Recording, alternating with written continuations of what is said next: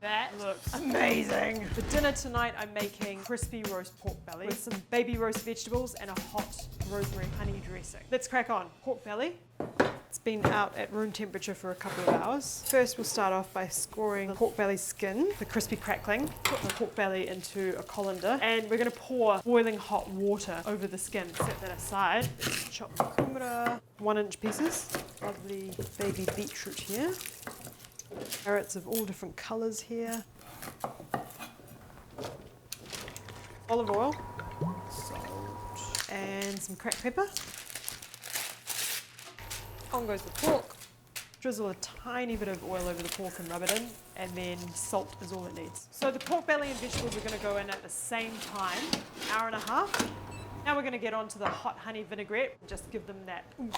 Honey, 3 tablespoons, olive oil, white wine vinegar, whole grain mustard, a pinch of chili flakes.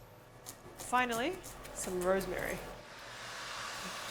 Wowzers. Oh, listen to that crackling. To slice the pork, flip it over, and sprinkle a little bit of salt. Oh, wow. Crispy pork crackling, look at that.